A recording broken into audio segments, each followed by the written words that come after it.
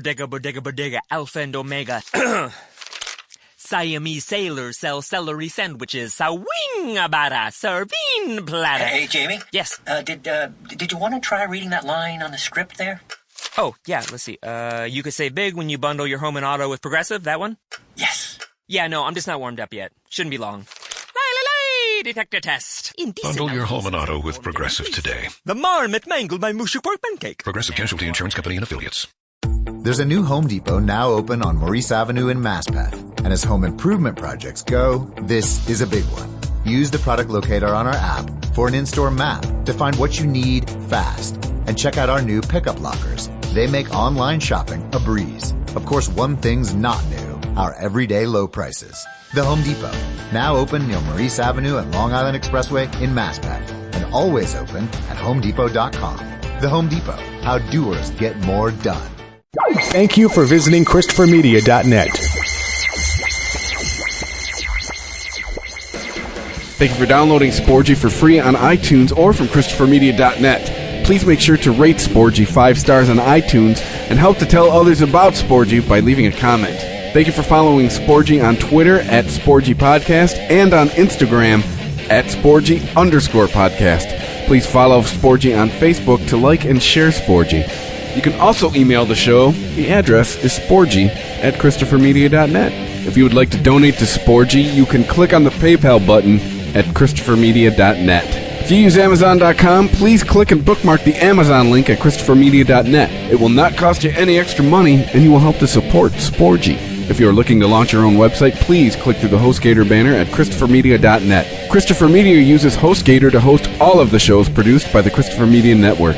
When you click through the HostGator banner at ChristopherMedia.net and sign up for HostGator, you're helping to support Sporgy.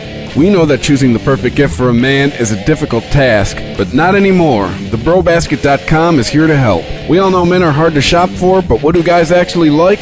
Their favorite alcohol, that's what. It could be craft beer, wine, whiskey, scotch, or tequila. TheBroBasket.com will put it in a gift basket full of their favorite gear and goodies. You can customize your own Bro Basket or choose from a variety of different Bro Baskets, like the Ultimate Import Sampler, the Jack and Coke gift set, or the Junior Executive gift basket. Boozeless, but still cool, Bro Baskets are also available. TheBroBasket.com gives you many shipping options to choose from, including rush delivery and Saturdays. 21 and over, please. State and local laws apply. Beer, wine, and liquor are not available for shipping in all states. You can help to support Christopher Media by clicking through the BroBasket.com banner at ChristopherMedia.net. Men used to be hard to shop for.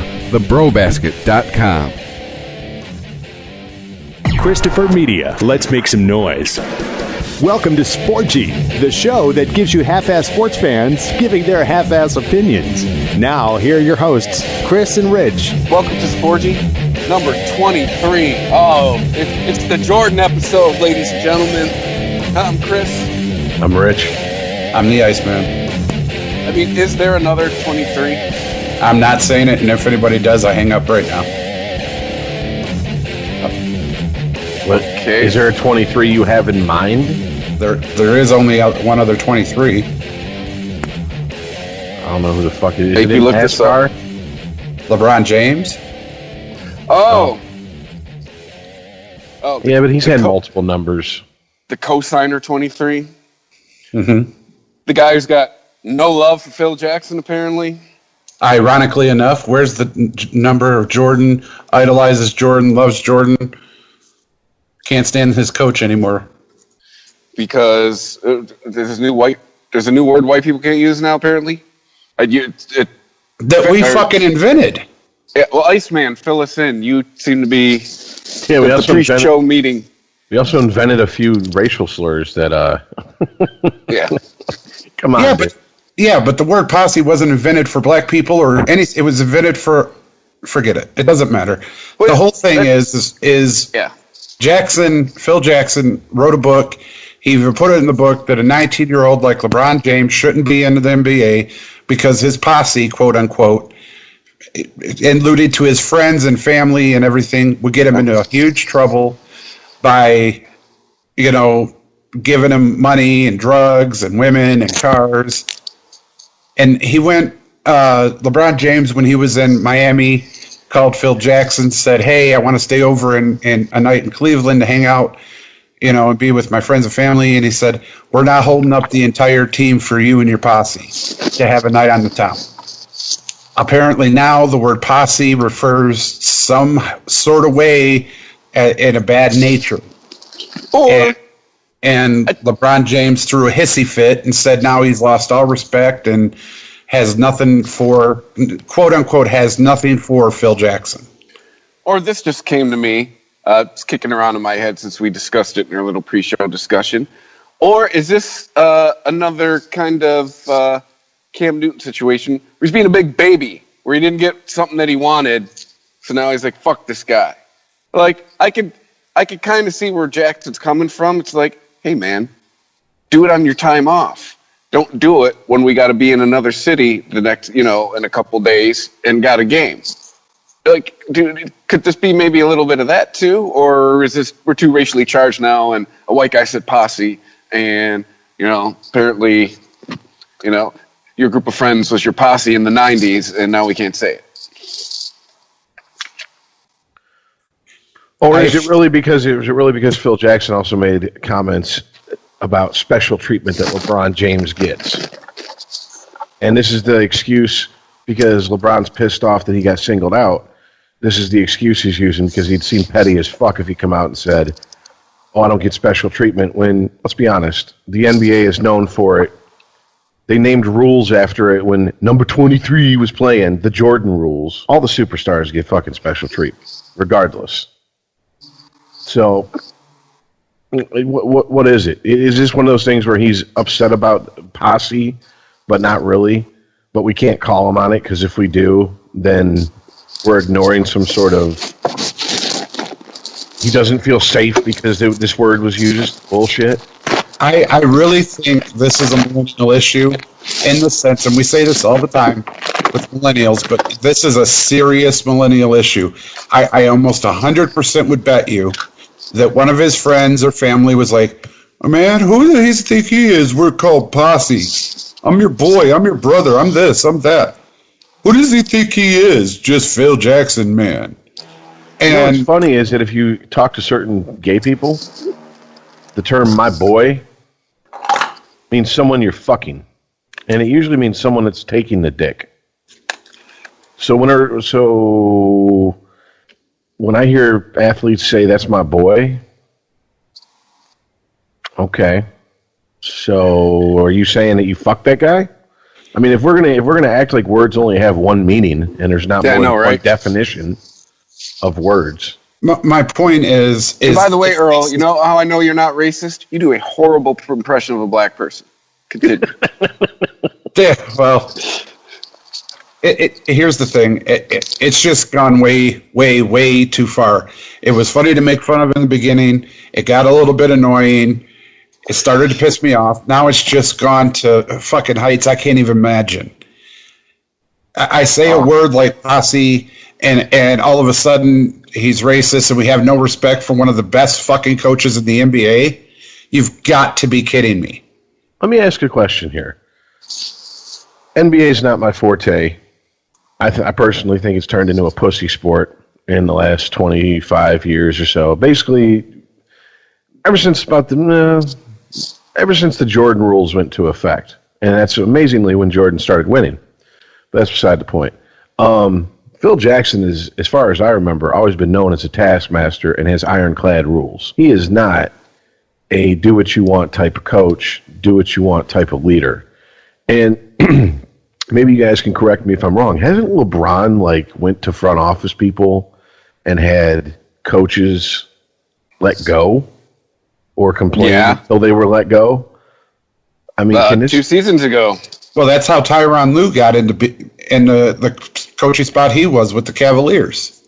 Okay, so is it quite possible that this is just LeBron's a little bit of a spoiled brat and is used to everybody kissing his ass, and Phil Jackson's like, look here, I don't give a fuck who you are. You ain't Michael Jordan, and I didn't let Jordan get away with the shit, so the fuck makes you think I'm going to let your fucking receding hairline? I'm sorry, LeBron. I can't hear you over the sound of these rings on both of my hands.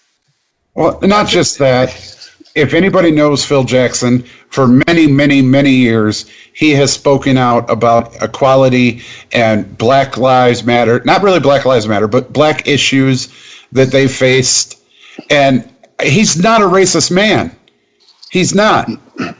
And to paint him as such, just because you are a spoiled brat or you're just a little bitch, whatever you want to say, I have nothing for fucking LeBron James. There, I said it. What?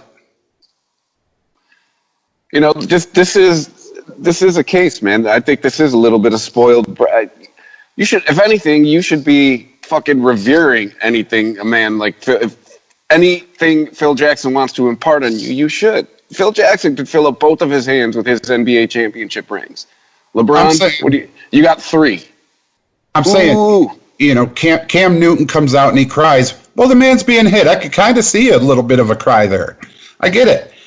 LeBron James can't stay at a fucking city for a night, and he throws a fit and loses respect, and you're throwing a temper tantrum in the middle aisle of a fucking grocery store. Stop it.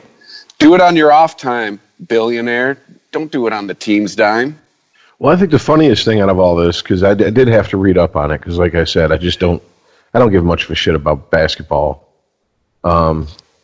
is Carmelo Anthony has came to Phil Jackson's defense, and even I know Melo is not a... he's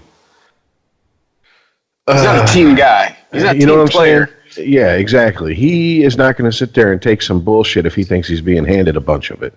Melo loves him some Melo. Exactly. So if Melo is defending Phil Jackson and pretty much everyone's kind of scratching their head at the really posse, this is an insult now? A term that, I mean, dude, I'm trying to think, like, it's maybe been 10, 15 years since it was used regularly, even by white people, but it wasn't even in question then. It just went out of style. It's like everything else. It's like everything else that comes from the hip hop culture. Once it gets fucking start being used by the wrong people, it falls out of favor. Anthrax was starting up a posse in the late 80s before the brothers were even using the word. For you metal fans out there, we know you're out there. You're old like us. But shout out to Rob, the guitarist. I think Cam Newton and LeBron James should get together on the weekend and go shopping for adult diapers together. Well, I mean, I don't know. The season just started. So is this, I don't know, is this some sort of, I don't even know, man. It's so asinine. I completely agree with you, Earl. I'm just like, what really? It's so far out. Like I said, it was funny, and it just escalated to where I'm just like, oh, just shut up. I'm like the older people that I used to hear that was just like, you've got to be shitting me. You know, we've all heard the story. I've walked to school uphill in the snow, barefoot, both ways. And it's, you know, and that's what I'm hearing now. You know, Cam Newton, oh, but I got hit. Motherfucker, so did I. It's called football. Now you got LeBron James. I can't stay the night at my friend's house, and he called him a pussy. What the fuck do you want him to call him? Your gang? And now you're a gang member? But if he said homeboys, you'd be a lot more pissed off there. Fucking LeBron. I don't get it. He's the most respected, winningest coach in the past 30 fucking years, and you got nothing? Yeah, you've got nothing. Sit there and enjoy your rings and your money, fucking bitch. All right, okay, so LeBron James will not be on this show anytime soon. Him and Goodell in that club. Okay, so let's just, to put it to bed, I'm gonna read a little something real quick. Okay. Definition of posse. In the U.S., the historical definition is a body of men typically armed, summoned by a sheriff to enforce the law. Okay, that's not vigilante. That's not outlaws. It's not thugs. It sounds like people being deputized. Okay, so if he's taking offense to that definition, then he just needs to get his reading comprehension up to par with a third grader. Okay, now the British one is pretty much the same thing. It's an historical definition. The body of men in a county whom the sheriff could summon to enforce the law. Pretty much the same thing. Now, informal, and it says modern, a group of people who have a common characteristic, occupation, or purpose. Characteristic, occupation, or purpose. We're all friends. We all play ball. We all grew up together. My posse, my boys. I think where the crazy PC people will get you is on characteristic. Black. Ooh, okay. They're all black. Okay, but yet they didn't have no problem with the NBA being with an NBA team being all black, right? So why all of a sudden, when a term that's been used for whatever, it's just I don't care. Yeah, where's all this call for diversity in sports when it comes to the rosters? Just saying. In fact, if I would argue that if you saw a mostly white NBA team, they'd probably pull the least ratings. They'd probably have the least attendance because the general public's reaction would probably be, that team blows. Stop. No, they have the biggest ratings. They fill stadiums all the time. They're called the Washington Generals. They play the Harlem Globetrotters. I don't think the Globetrotters have been pulling ratings since they were on Scooby-Doo, bro. But I get you. I was thinking the same thing. But at the same time, you got people taking knees to the flag, trying to raise awareness on Black Lives Matter. I get all of that. You got Cam Newton crying because he's getting hit, whatever. And then you got this guy who's offended over the word posse. Don't ever go talk to Sir Mix-a-Lot. My posse's on Broadway. Are you kidding me? What is he saying? And then to lead into the next story, you got people from the Detroit Lions like Anquan Boldin. That's right. Taking him and his posse to D.C. to actually make a difference. To find out how people like Boldin's brother doesn't get shot by the cops. How do we bridge a gap? What do we need to do to inform our posse of the right way to handle things so things like that don't happen? That's a positive. See, but there's where you and I differ, because I see something like that and I'm wondering what are you really quote unquote doing? What action are you taking? Is it more just getting your picture taken and moving some air around, or do you got an end game in mind? Okay, if Kaepernick went to the state capitol to do that, I would say that's a photo op. The fact that his brother got shot by a cop and the cop never got took to court for murder charges, I'm going to say that's not a photo op. Well, there's two things that jump out to me in this story. One is that Kaepernick's not there, and all the articles I read and all the reports I've heard, they're saying it's unknown whether he was invited or not. Okay, fair enough. But it seems to me that this is something that, at least according to his actions, talking about Kaepernick now, over the season so far, is a cause that's near and dear to his heart. So once he found out this was happening, these guys are not people that are going to refuse a call from a fellow NFL player. So, excuse me, especially if they're trying to raise awareness for something and bring as much attention to an issue as possible. So somebody made a conscious decision not to make a phone call. And that's just interesting to me, whether it be Kaepernick or Boldin and McCown, whoever. I think Boldin and McCown turned their phones off when they got out of the meeting, had like 49 missed calls from Colin Kaepernick. Like, what? You talk about some race shit and not invite me? And Rich, you make a great point. Why wasn't he there? Was it that Colin wasn't invited? I don't know. But he definitely should have been. But I honestly believe, and full-heartedly, Chris, to your point, I honestly believe this wasn't a photo op because of his brother being shot. This wasn't Colin Kaepernick taking a knee trying to make, bloom his career back into the spotlight. This was a man that had his brother killed by a cop. So I full-heartedly believe he's trying to make a difference in some form of the fashion because of the personal loss that he suffered.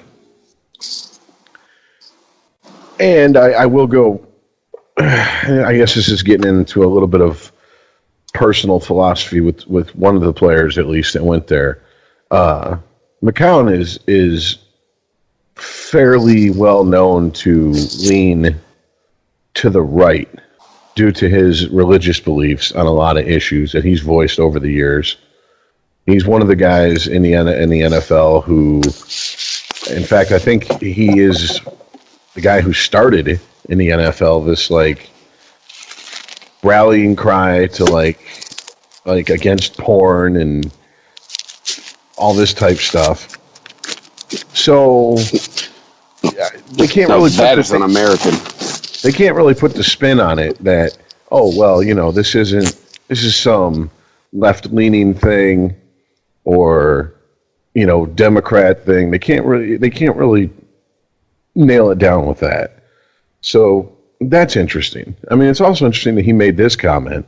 And to me, this just speaks to the fact that this is a man who spent a lot of time around people of a different race. He said, I don't believe we as white people can understand what African Americans go through on a daily basis because it's different.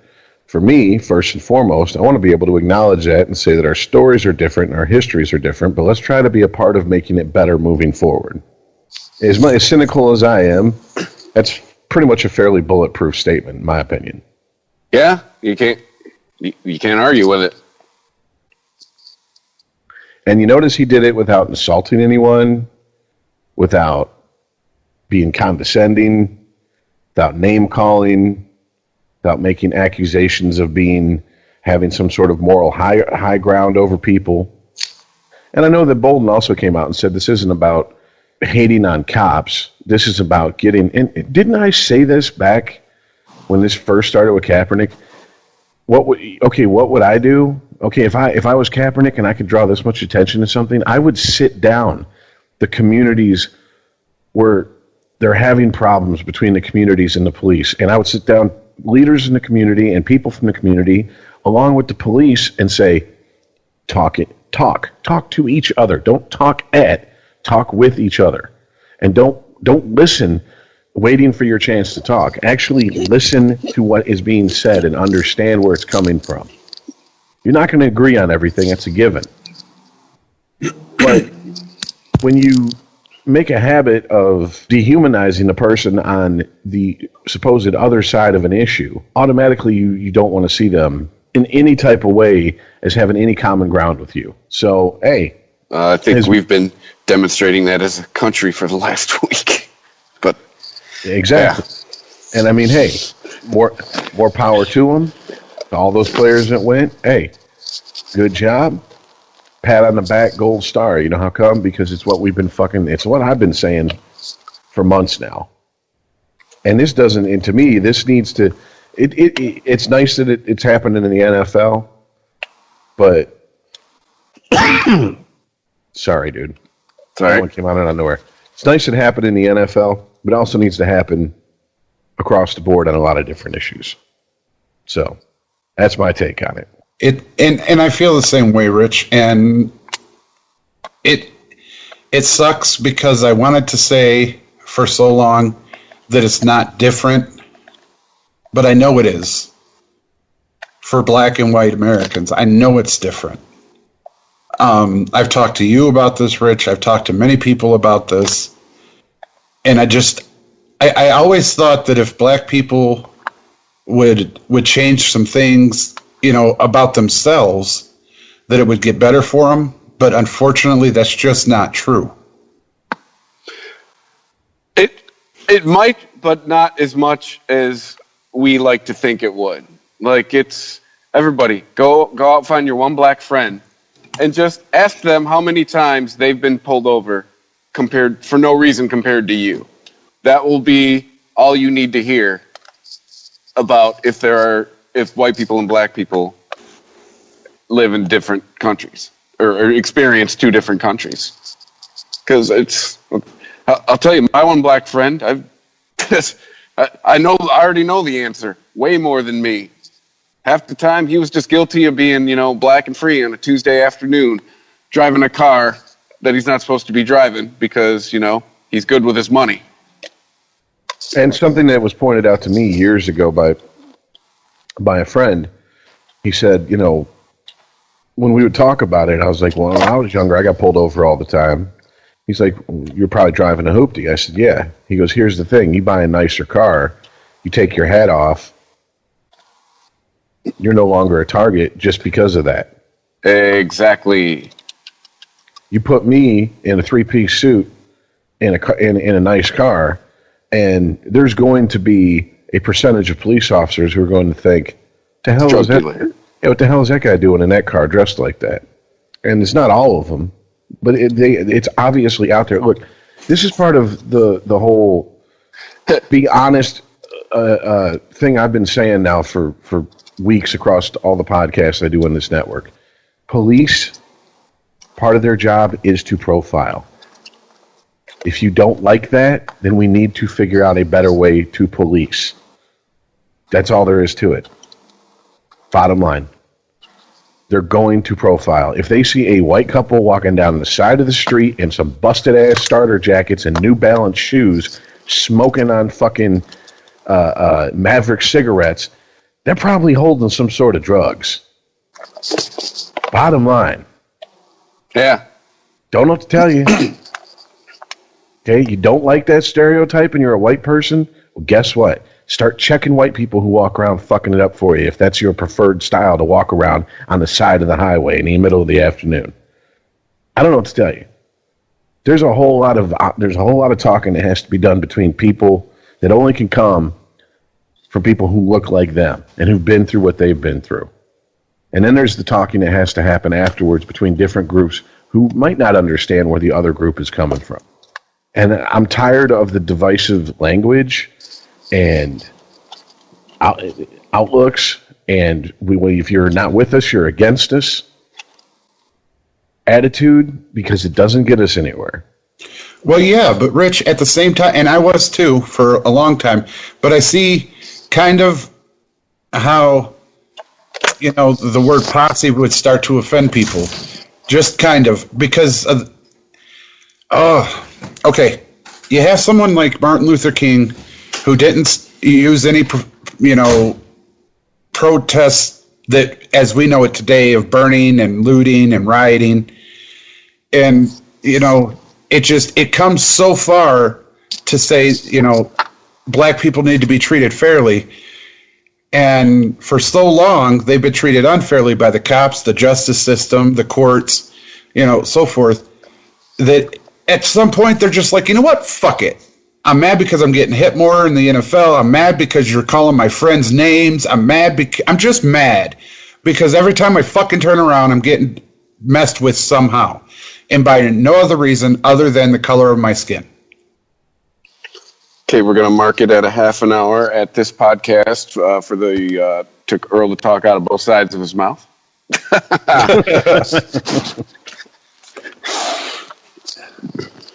Well, I mean, no, it pisses me off that it got to that point. It does. It pisses me off that it got to that point.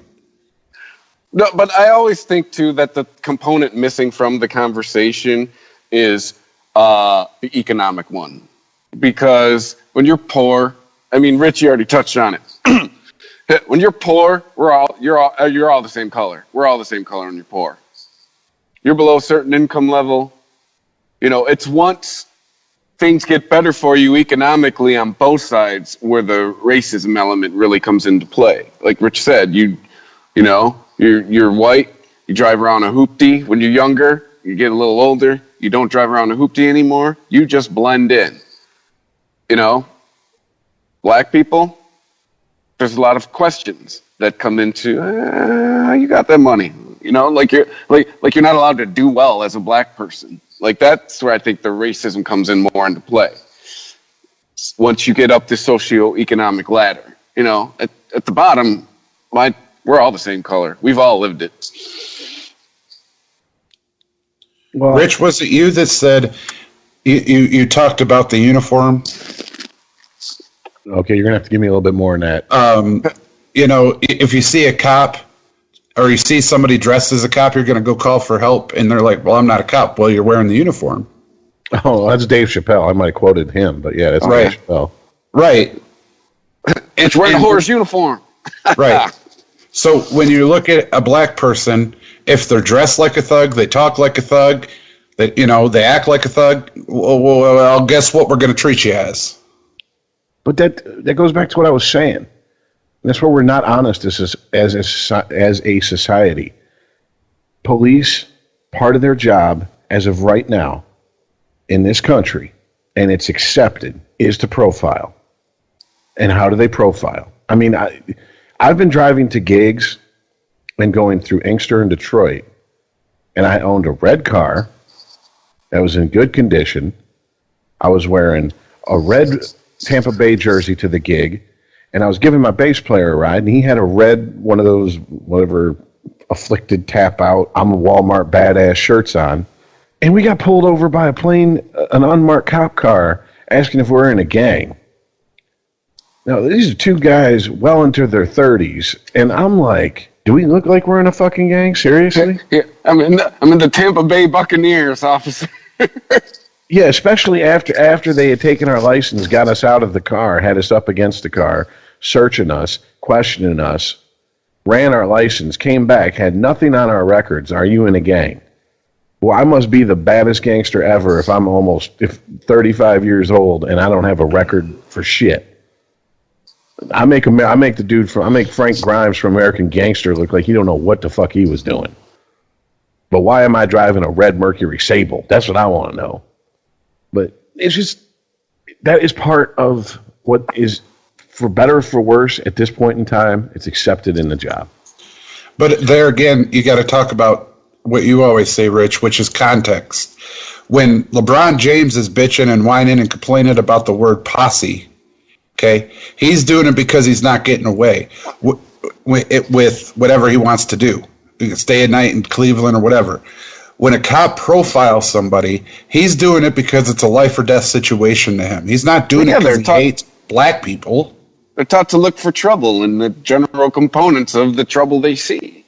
Exactly. Let me ask you a question. If you were a black cop in Chattanooga, Tennessee, all right, which, believe it or not, and this is well before this was, quote unquote, Trump's America. So everybody who's thinking that I'm talking about just now, we can put that bitchy baby to bed. Okay? This was 14 years ago. I'm driving down the road with my then wife, and we pass a driveway that goes up a large hill, and it's obvious that whoever lives on this hill owns a large part of this land. At the bottom of the driveway, right there, big old sign, KKK. And her jaw hits the floor. And I'm like, I'm not shocked. Now, if I'm a cop, we're south of the Ohio River. This is not news. Now, if I'm a cop, and I'm working, and I'm a black cop, and I'm working in that neighborhood or in that area, and I see 4 white guys with shaved heads, combat boots, and red suspenders walking down the street, I'm not going to think they're cancer fucking survivors. All right, Yeah, I'm gonna coming think from a meeting. I'm gonna think they're skinheads That are coming from a meeting. Exactly. That is policing, for better or for worse. That's why I said, if we want that changed, then we're going to have to start having honest conversations. And if you see a bunch of brothers standing in front of a known drug house near a cop, what the fuck are you supposed to think? Oh, well, I don't want to make any assumptions because this could be seen as racist. I mean, it's this. I just pretty much flipped the script on Rich's example. I mean, it's the same thing. What are they supposed to do? But like I'm saying, though, it's all in context because people are out there, okay? Cops, people are out there, and it's a life or death situation whenever they walk out their front door in that uniform. So for somebody to say they're profiling or that they're being unjust or unfair, well, just because they are protecting themselves is not true. Shooting first, asking questions later, well, that's just wrong. I don't care if you're black, white, or Asian. I don't care who you are. It's wrong. Yeah. Like, that's been a issue lately, which the cop that shot the gentleman in Minnesota did get sentenced today. But, man, sports, guys. Unregimented Saturdays on ChristopherMedia.net and iTunes. You want to hear more of this talk. Anyways, I just want to say, as far as this whole he has no respect for Phil Jackson thing, personally, I think he's got his panties in a twist because Phil Jackson called him out and said about the special treatment comments. Yeah. And I totally agree with that. I think LeBron James, spoiled bitch who's been handed way too much fucking money and thinks that he should have the right to act like a poor black kid and get offended by every little thing that any white person says. That's bullshit. And man, you ain't been poor since you were 18 years old. You have not lived a life that most people in this country, white or black, have lived. And let's be honest here, since he had no intentions of going to college, he could take as much money as he wanted and not have to worry about fucking up his eligibility with the NCAA. Yep. So I guarantee you that he had some people in his community that were like, look, you're going to go high in the draft, if not the number one pick, from a young age, and watched out for him and his. Because it happens. Straight out of high school, Nike gave him a $90 million contract. $90 million. Yeah. Nobody lives that existence, sir. Straight out of high school. You fucking kidding me? On top of that, go back and watch documentaries about the Fab Five or any number of players who were talking about coming up in rough neighborhoods, and the drug dealers would watch out for them and make sure their noses were kept clean, because they'd say, you got a chance to make it out of here. You're not going to fuck that up. Jalen Rose. Exactly. Wasn't that one of the little vignettes in the third season of Orange is the New Black? Or one of the seasons? The girl who was the track star that was from the hood. She was at a party with a whole bunch of gangster shit going on. And the guy was like, get the fuck out of here. You got a chance. It's... Yeah, don't blow kind of deal. Don't blow it. I mean, and if you really want to get down to it, look at someone like Allen Iverson. I mean, he was just present when a fight broke out, and he ended up getting sentenced. And that whole community, we would have never known Allen Iverson like we knew Allen Iverson if that community didn't stand up and say, wait a minute, this is a bunch of bullshit. There's videotape of the actual incident, and there's no videotape of him doing anything illegal. In fact, the video shows him leaving the scene the minute the shit started because people were watching out for him. I mean, you can be taken care of in different ways besides monetarily. That's just all there is to it. He should have got Ray Lewis's lawyer. But see, that brings me back to what I was saying about Boldin and Quinn and all of them going to D.C. I highly doubt, almost 98% sure that wasn't a photo op. That was him going, my brother's dead. I need to find out how to make sure no other brother dies. Yeah. No one else's brother, not brother in the black sense, but no other brothers of people die needlessly because a cop shot first and asked questions later. Well, and I can respect him. It's really funny because as much as people who don't like sports like to shit on sports and say it's stupid, it's a waste of money, it's a waste of energy to pay attention to, a lot of social changes came through sports. And to discount it or to just flat out dismiss it because you're not a sports fan shows your ignorance. I mean, look at the color barrier in baseball. I mean, that was huge when Jackie Robinson first played for the Brooklyn Dodgers, right? That was huge. That took that helped some people, because I can't even imagine the mindset back then, but that had to help some people go, oh, well, I guess black people aren't as different from us as I've been taught and told. Because neighborhoods were much more segregated then than they are now. I mean, yeah, we got our problems with segregation and self-segregation, but this was enforced segregation. So, I mean, that's how come I have respect for athletes who risk seeing those dollars fly away when they take a stand on something they believe in. Even if I don't necessarily agree with their cause, as long as they're not raising hell and acting a fool to do it, I have respect for them for standing up for what they believe in, because you do see those bags of money fly out the window. Because the last thing companies want is to have any controversy surrounding anybody they're going to dump millions of dollars into. So, yeah, I mean, once again, more power to them. Good for them. I hope something came of it. I really do. All right. Let's get into some lighter fare. It's been a serious week, though. So, yeah. Lighter fare. I like lighter it. Fare. How about college football, huh? You want to go directly to that? Just skip the NFL, huh? Well, the NFL gets its own. I mean, we can do the NFL right before the picks. We do big whole huge portion of NFL. But let's talk about the college games. I mean, 2, 3, and 4, all taking a loss. Hey, I got my own ice shit right here, man. Told you guys. Trap game. Yeah, but that was a trap week, man. You can't count out those corn-fed motherfuckers from the middle of the country. We'll get to Michigan in a second. My biggest shock is the fact that Clemson lost. I cannot believe that. Believe it. And the matter that they lost, their opponent, I understand you saw the Michigan thing coming. It was a trap game. I got it. Nobody saw Clemson losing. Nobody.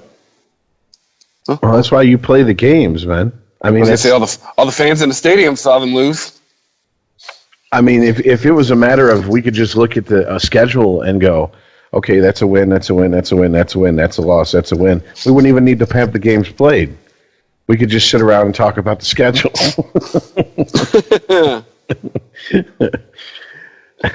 But I mean, it's college, dude.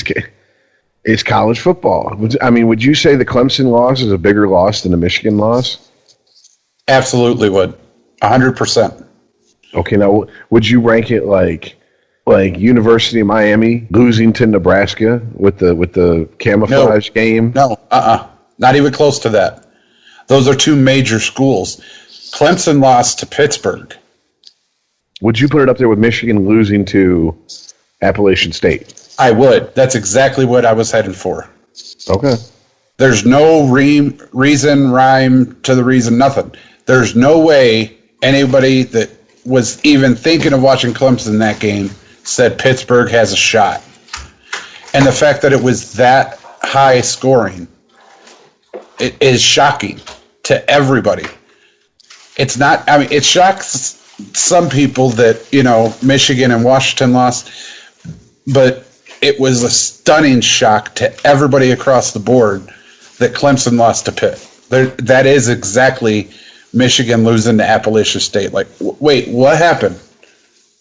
I'm just glad for once Chris isn't in the studio, so don't have to listen to him play the guy from Appalachian State screaming about when they blocked the field goal, going, ah, ah, ah. And I'm like, boy, that's excellent commentary right there. That's right up there with Do You Believe in Miracles? Just some guy screaming. Yeah, I'm not going to go that far with the Clemson loss, but it was a huge, huge upset. Well, see, I've heard, once again, they're all talking heads, so you got to take it for what it is. When it comes to sports, they're all competing for the same viewership, so, hyperbole comes in after a certain point. But I've heard them compare it to Michigan or losing to Appalachian State. And yes, I've heard them compare it to USA Hockey beating the Soviets in 1980. And I'm like, really? Come on. It's really? Okay. So. Wasn't that big a deal, but it was at the same time. I mean, it wasn't as big as Do You Believe in Miracles? Yes. I mean, it wasn't that. I mean, Duke basketball lost to Kansas. Are you kidding me? The number one team? Duke? Yeah, but Kansas generally always has a decent basketball program. It's not shocking. They do, but it's that number one factor losing to a lower-ranked team. Pittsburgh wasn't even ranked. They were supposed to come in there and walk on them. And it didn't go that way, not even for a little bit during the game. So if you're the Rutgers coach, or you've polished up your resume at this point, right? If you're the Rutgers coach, you hope you invested wisely because you ain't getting a job nowhere. He'll be coaching Pop Warner next year. Maybe. You'll be doing the fucking chain gang on the Pop Warner field.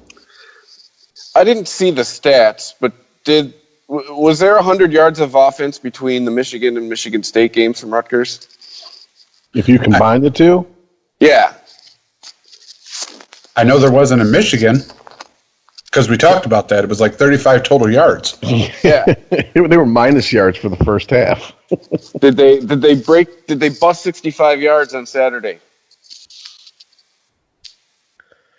I mean, I was getting the updates on my phone. I think by like 21-0, I was like, this game's over. What am I going to watch? Like, hold on, let me look.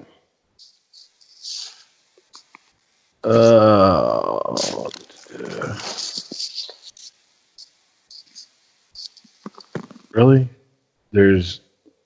Thank you. Yes, they did. Rutgers had a total of 149 yards. I was going to say, so 66? Yeah. But still, with a 2.8 average yards per play. 8 first downs. You played Michigan and Michigan State, and you did not put up 200 yards of total offense between both games. Shit, Pop Warner might say, be like, yeah, we'll call you back. And State is bad. It's not like State's Michigan. Yeah. State season has been over since the fucking middle of September. And you made them look like goddamn national champion contenders. Hey, like I always say, these Rutgers have nice-looking uniforms. They can look good while they get stomped out there. I bet New Jersey's glad they don't call themselves New Jersey State. No, we won't be associated with them. Well, okay, as much as the Rutgers head coach is polishing up his resume. Okay, so coach out at Western. What team is you think he's hoping calls after this season? Michigan State. He could drive up 131, take 69 over to fucking Lansing, and he can coach at State. Well, if they hold on to D'Antonio and Miles goes to Notre Dame, where else can he go? He ain't going to LSU. But I mean, do you think he's going to be there next year? No. This is a stop on the way to somewhere else for this dude. Hello? Yeah, I'm here. All right. Uh-huh. Yeah, I had to look up his name. I swear, I didn't even know who. P.J. Fleck. That's their head coach. Get this. Oh, you ready to feel real old? He was born November 29th, 1980. Man. College coaches are our age and shit. Oh, God. Although we discussed, fucking Theo Epstein's only, he's 5 years older than me. I'm bonging whiskey out of a beer bong, and this guy's breaking the curse of a Bambino. All right. Well, I mean, if you look at, when he took over in 2013, the team went 1-11. Next year they went 8-5. Next year after that they went 8-5. They won their bowl game, and they're 10-0 so far this year. So, and they've been ranked for the last month and a half. Yeah, they're actually getting a college game day this weekend. Yeah. Oh man. They're going to be partying out at Western. Oh, that's going to be. I mean, that'd have been ridiculous 20 years ago. Although I don't know, there's probably a little more safe spaces around there than there used to be when I went there. Oh, good times, good times. So, should we get to the real football? Well, I don't want it. That sounds shitty of me. Well, professional football. We didn't shit on Michigan at all. Well, I got nothing to say. Michigan lost. I'm happy. That's all there is to say. Michigan lost. It was all part of his plan. It was all part of his plan. As far as I'm concerned, Michigan lost. I called it. Moving on. But no, you want to shit on Michigan? Go right ahead, man. Okay, I was offering to take my lumps, but okay. Take them, man. I'm not going to give them to myself. What do I look like? That albino from the Da Vinci Code? I'm not going to beat my own ass. It was a big ratings boost. Tinfoil hat. Thank you. That's where you're coming from? Is it a coincidence that 2, 3, and 4 lost in the same fucking week to nobodies? No. Okay, so hold on a sec. I think you can't win them all. Hold on. Okay, you've thrown this out, and we've got a good chuckle over it. But now it's time, Alex Jones, for you to back this shit up. So are the teams in on the games being thrown? Do they get their script like their NFL wrestler or WWE wrestlers? Or is it the officials making calls to direct the games to where they can turn out the way they are? Yes. Yeah, whose strings are being pulled? Yes. No, I'm not letting you off the hook that easy. Come on. No, Earl, I think... No, I don't know, I think guys. the key word I don't in your think... phrase is nobodies. I think it was 3 trap games. I think it was 3 teams think they didn't have to get up for, is I think what happened. There's too many coincidences when shit goes down like this. All the way from the NFL through the college. Oh no, the Patriots get blanked at the Buffalo Bills the game before Tom Brady returns and then annihilates Cleveland. But I could give you several examples of Rex Ryan beating Bill Belichick's ass in the last fucking decade. I'm still not buying that one. Everybody's balls deep in Cleveland's ass this season. Come on, dude. Everybody. The Golden State Warriors are the best team in the NBA since Jordan, and they beat Jordan's Bulls record, and they go 73 wins. Woohoo! They're a shoo-in for the championship. Oh no, they're down 1-3 to Oklahoma. Hey, they came back. They're dominating the Cleveland Cavaliers, and then oh shit! And everybody's sitting there on the edge of their seat going, no, no, no. And you watch because you don't know what happens. I'd almost buy in a 7-game series or a 5-game series that officiating would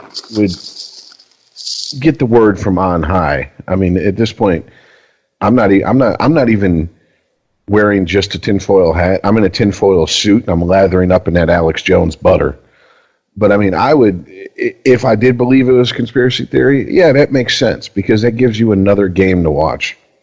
But when you're watching a college football game where it's a ranked team playing nobody, you got a lot of people who won't even bother watching that game. And where are the ratings coming from? Because they're usually gone and out doing something. I know MSU fans that didn't even bother to sit down and watch the U of M MSU game this year. What if the college thing isn't ratings? Tinfoil hat thing, but what if it's the referees were bought? Could you see that at all?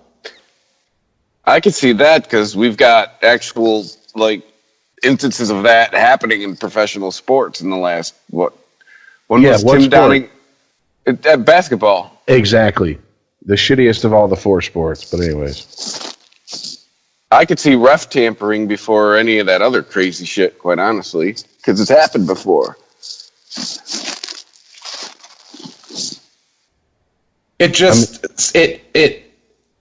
I love the world of sports. I love almost every sport there is. I love to watch it, and that means an update to including the WWE.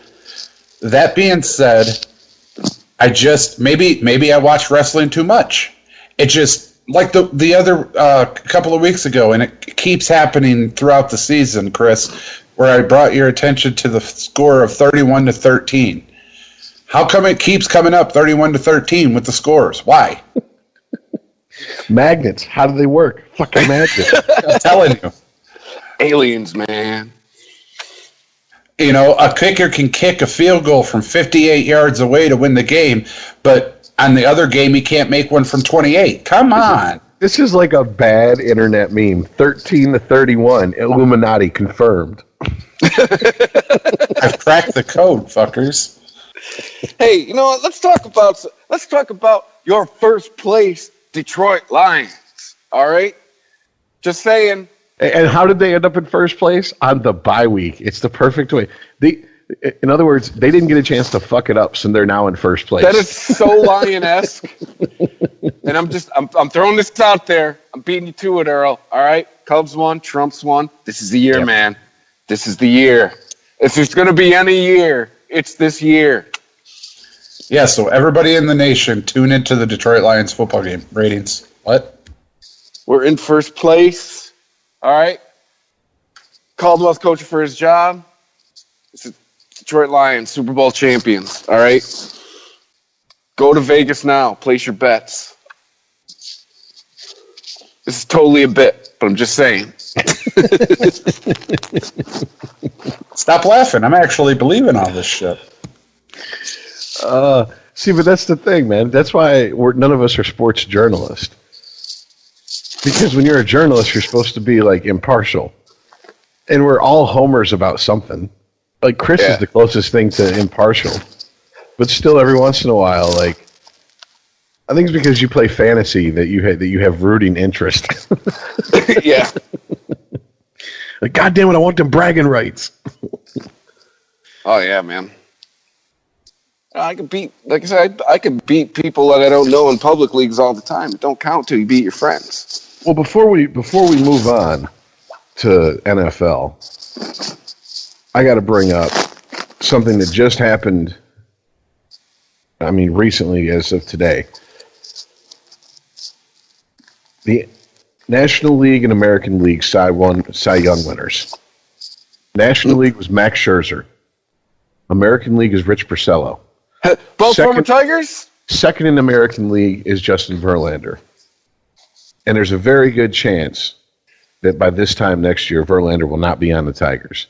3 former Tigers, 2 won, 1 came in second place. And, by the way, Verlander came in second place with more first place votes because Porcello didn't even get first place votes. So. Yeah, and his wife is pissed on Twitter about that. Oh, I don't even want to get onto that. Oh, my God. Be pissed with your shirt off, Kate. All right? Just be pissed. Be pissed in a halter top. Rich, is that the only Cy Young Award winner? There's 2. There's AL and NL. Yeah. Oh, that's terrible. And they've all been Tigers within the last 2 seasons. Yeah. But, man, Porcello, that pisses me off because I thought he was done. Everyone's like, oh, he's young. He needs a couple more years. Like, it's been 5 years. It's been half a decade. When's he supposed to get good? Apparently it did take a couple more years. Dude, he was a kid when they brought him in. When they brought him in 2009, remember, he pitched game 163. And there's a lot of people who say that the Tigers lost that game because Leland pulled him out too soon. Worried about, don't want to blow out a young guy's arm. And certain people in baseball saw him and believed in it and were like, yes, he's the real deal. He just needs more seasoning. He needs to finish developing physically. Because you don't finish developing completely physically when you're 16, 17, 18, 19, even 20. I mean, you do that in your early 20s. Shit, your brain isn't even done developing until you're in your early 20s. It's one of the reasons that people who, back in the day when they wanted the drinking age to go from 18 to 21, that was one of the cases they made. So I'm not really shocked. I'm pissed. I'm pissed that we threw in the towel on him this soon. You know, to me, it's like, don't get rid of your young talent. Scherzer, at first I was like, okay, you want all that money? You're not going to get it here. Bye. But then they dropped all that money on the pitcher. We basically swapped pitchers with the Nationals. Yeah, we got Zimmerman. Yeah, so if we're going to give Zimmerman all that money, why the fuck couldn't we give Scherzer all that money? As well as many Detroit sports fans had the exact same thought. Like, right. What are you doing? But isn't that the way of Detroit teams, period? I mean, seriously. We have 1, maybe 2 superstars on each of the Detroit teams. Lions, the Tigers, Red Wings, Pistons, and we say, it's your job to lead us to the promised land. Well, can I have some help? Fuck no, you can't, because I gave you all that money. No, hold on, no. Stafford's restructured several times. Well, okay, but Stafford, they did their best to give him weapons besides Megatron. It's just they could never get anybody that can hold on to the fucking ball. Pettigrew, Ebron, let's be honest here. I mean, they spent the draft picks and drafted guys. They just drafted like they're the Lions. Okay, but now you're trying to convince me that Matthew Stafford is the superstar of that team. No, what I'm saying is Matthew Stafford's having a second career year, and if he'd have had that defense from 2 years ago and he was having the year he's having now, there would definitely be no reason for them not to be sitting in the NFC Championship game. But there goes my point, though. You had two superstars on the Lions. You had Calvin Johnson and Ndamukong Suh. Johnson was the all-star on the offense. Suh was the star of the defense. And you say, your job is to lead us to the promised land. Well, can I have help? No. But that's what I'm saying. They tried to give him help. But ultimately, they drafted the Lions because they are the Lions. But that's that. Why are you drafting? Okay, what's your point? That's my point. Is they don't give them any superstar help. They don't give them all-star help. Okay. They say we get 1 to 2 all-stars per team. Lions, Tigers, Red Wings, Pistons. You get 1 to 2, and that's it. Yeah, we're going to draft, and yeah, we're going to trade, but it's not going to be any huge amount of help to our quote-unquote all-stars, all the way back to Barry Sanders. You don't get help. Mike Ilitch was a little different when he formed the Red Wings in the late 90s. Yeah, but Ilitch had a scouting team that could also go dig up players from parts of Europe that most teams didn't even bother scouting half the time. Right. But what other than that, the Lions had the opportunities with high draft picks and fucked it up with their drafts, but they made the attempt to give him the weapons. They just are incompetent. No. I think they're cheap, bro. That's my point. They pay 1 to 2 people per team, and this is Detroit's teams across the board. 1 to 2 people per team, a hell of a lot of money. And then they're very cheap on the assists that they give them when they draft people. If they took so-and-so the first draft and the first spot in the draft, they would have to pay him this amount of money. But they can get this guy in the draft for a hell of a lot less money, and he might do the job, he might not. And that's Detroit's MO, period, across the team board. I'm going to pay Calvin Johnson this much money. He's my all-star. He's the guy. Well, I need a defensive guy. Okay, we're going to take Ndamukong Suh, the second pick overall, and he's going to be the guy. Okay, but I need a little help. We're going to take Nick Fairley. Supposed to be good, might be good. Man, he can't even stay healthy. Well, he's cost-effective. But that's been their MO across the board for so many years. Barry Sanders is, I don't care what anybody says, he is the best running back that has ever been in the NFL.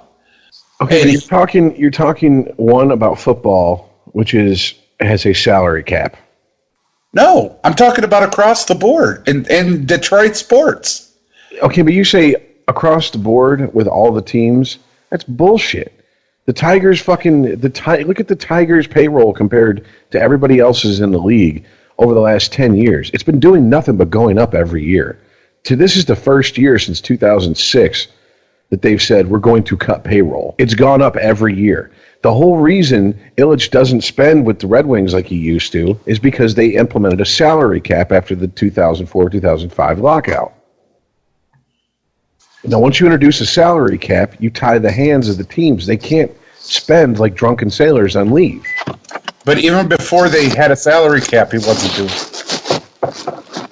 Who? What? Who? Ilitch? You're insane. You're insane. What, the Juan 2002 Gonzalez season? Juan Gonzalez, let's just don't even. I'm not. If you think that Illich didn't spend with the Red Wings, then you need to adjust your helmet you have to wear for your own safety. The strap is too tight. I'm not even going to argue with you on that. But I'm going to point out, baseball, no salary cap. They have a luxury tax. You spend over X amount, you have to pay a luxury tax. Okay? Yeah, he wasn't dumping $200 million per year into his teams back in the day, but he was not shy about giving out contracts. Juan Gonzalez, Bobby Higginson, these guys got huge contracts and return and not even worth half of what they were paid. They sure did. I remember the Juan Gonzalez, they were talking, at least it was the biggest contract they'd given a Tiger player in my lifetime up to that point. All right, so he's not cheap. Then what is it? Because they never have the right places, the right people in the right places at the same time. It's the same. The thing I'll give you, back in the day, now not so much, maybe even a little, is you're spending your money in the wrong places. I think the 2012 Tigers, you could have, that team would have done what it did without Prince Fielder. It could have been somebody. This is, if you really want what was going on, here was the deal. And all I can speak on are the Tigers and the Red Wings. The Red Wings had no salary cap. Mike Ilitch took over the Red Wings, and Mike Ilitch said, I'm going to build this team from the dead things to one of the elite teams, hockey destinations in all of the league. And he did it. And then he did that before they started winning. When he traded Primo and Coffey away for Shanahan to the Whalers, Shanahan, they sent Redbird 1 out to pick up Shanahan, and he was literally on there, like their little Red Wings glasses they serve on the private jet. He goes, I was shoving them in my pocket because I was like, I don't know how long I'm going to be here, but I'm playing for the Red Wings. That's how big of a deal it was. That's how much of a destination they were. Ilitch saw the writing on the wall that the NHL was going to, the next time the CBA came up in the mid-2000s, that the NHL was going to fight for a salary cap. He saw the writing on the wall. So in 2004, he signed Pudge Rodriguez for money. 2005, he signed Maglio Ordonez and Troy Percival for big money. Percival was he's old, worn out, whatever. Ordonez, his knee was healing up, but then also he had that hernia for the first half of the season. And it was from someone who's had that hernia, it affects your core muscles, it affects everything.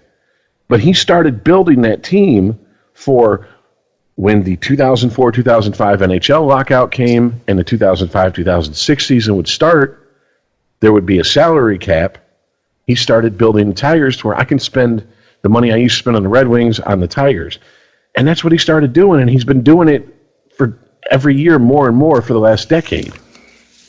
So you're saying it's a scouting issue, not a money issue? I'm definitely saying it's a scouting issue. The Red Wings have made the playoffs and have been the team they've been because the GM has been smart enough to hire the scouts they have. And they have went and drafted players that nobody wanted. Datsuk was like a 5th, 6th round pick. He was an afterthought. Same thing with Zetterberg. I mean, these guys were not like superstar, high-rated picks. They weren't Alex Ovechkin, Connor McDavid, Sidney Crosby. They weren't can't-miss people. These were guys that half the teams were going, really? That's who the Red Wings drafted? But the Red Wings made such a habit of picking guys, finding diamonds in the rough with their scouting departments, the scouting department, that they went, oh, shit. So they started taking notice. Now, once again, Red Wings through the 90s and the early 2000s, unlimited spending. As much as Ilitch wanted to spend, he could, and he did. Salary cap hits, he switched that mentality over to the Tigers, and that's what he's been doing ever since up to this year. And even right now, it's not a given that they're going to cut payroll drastically. It's just rumors and hearsay and scuttlebutt up here that they're shopping Miggy and Verlander and J.D. Martinez because, well, the word around town is he's dumped millions and millions and millions of dollars into this team over the last decade with nothing to show for it. And for the first time in a decade, attendance went down last season. And when attendance goes down, you know what that means? His profit goes down. He can't spend as much as he was spending. He's been losing money between these two teams for years. Beers are $1 more next season. That's what it means. I mean, baseball's a little bit different. Hockey players, when they make the playoffs, they don't get paid. They get paid their salary during the regular season. They get their bonuses and their incentives after the playoffs are done with. And if they have playoff bonuses and incentives, they get them then. All right, so owners make their money during the hockey season during the playoffs. That's how come when the Wings were making deep runs every year, he could still spend like that. Now that they've been getting bounced out, and he has a salary cap, he can't spend like that. My point. It's been bad drafting. It's been bad scouting. It's been piss poor management, at least on the Tigers' end of their minor league system, and giving up the minor guys from the minors. We had Andrew Miller. We had Cameron Maben. We had Rick Purcell. Yeah. Purcell. We had those guys. We had Scherzer for a song. We got him for a song from Arizona. Nobody else wanted him. It was a 3-team trade, us, the Yankees, and Arizona, and we got the best of that trade. I mean, it's just, we had all that, and we basically gave them all away. Now, granted, we traded Miller and Maben for Miggy. I think that was a good trade. Yeah. But, I mean, you telling me right now the team wouldn't love to have a guy like Andrew Miller sitting in the bullpen, a workhorse, like especially he is, that he's proven through this last playoff run for Cleveland? I mean, that's some Oral Hershiser type shit. Like, I just started yesterday. I'll come in and pitch a couple innings for you in relief. Put me in, Tommy. So, yeah, dude, that's what it is. It's the breakdown from the top to the bottom. It's not that he won't spend money. Now, the Fords and the NFL, all I can say is that you got a salary cap, and yes, the shit's been restructured since the lockout, cost them the preseason, or most of the preseason, whatever it was, a couple years ago, 5 years ago, and they've kind of calmed down on the rookie salaries. I mean, there's a rookie salary cap now. You can't make more than this, no matter how high of a pick you were. First overall pick, you can't make more than X. It's a max. They had to do that because teams were going broke betting on their future, and if they had a Ryan Leaf type bust, they were fucked for a decade. My point is, you're saying, and I agree with you. Okay, they haven't had more than one or two players on offense, one or two players on defense, all at the same time. Well, that's because they don't have as good of front office as teams like Pittsburgh. Definitely New England falls into that category. I mean, who else has been perennial contenders for the last decade? Seattle. You can make that argument about Seattle even. Yeah. They've been lots of NFC championship games, and they were 15 seconds away from repeating. And they were at Super Bowl 40, and they were in 2 more Super Bowls after that.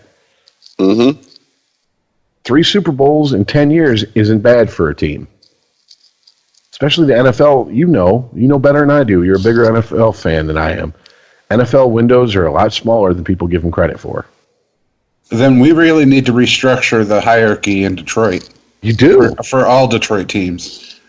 Because you see it come together so well when they get it right. But more often than not, they're wrong. The Red Wings, you saw it come together with, like I said, the Russian Five, Yzerman, his line. That whole team was just wow. With the Detroit Pistons in the early 2000s, our starting five was the best starting five in basketball. And it was full of people, like you said, Rich, that people were like, who? They took who? For what reason? And we showed them the reason. But more often than not. Go ahead, I'm sorry. You just more often than not, they get it wrong. They get that one person. They get the Calvin Johnson. And then what? Nothing.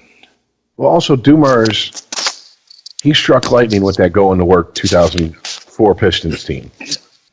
That's not going to happen more than once or twice. It was X amount of percentage skill, X amount of percentage luck. And, you look at the moves he made. He tried.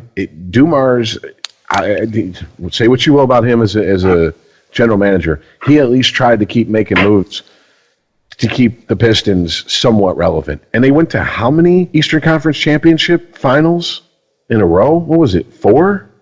Yeah. They made two NBA finals back-to-back. I think it might have been more than 4. It might have even been 5 or 6. They had a hell of a run there, even if it is 4, and 2 finals appearances and 1 championship. That's a damn good run for they are definitely not a top-tier team as far as media market. No. So that's damn good. That's like Kansas City making the World Series 2 years in a row and winning one. That's like right there is an argument that anyone who says you need a salary cap to compete, that right there, you just point to those two people and go, or 2 teams. Well, actually, I think the NBA does have a salary cap, but you can point at those 2 teams and go, you don't need to have a team full of superstars. You need to have a team full of motherfuckers who want to win more than anything else. Well, now you're talking about Moneyball.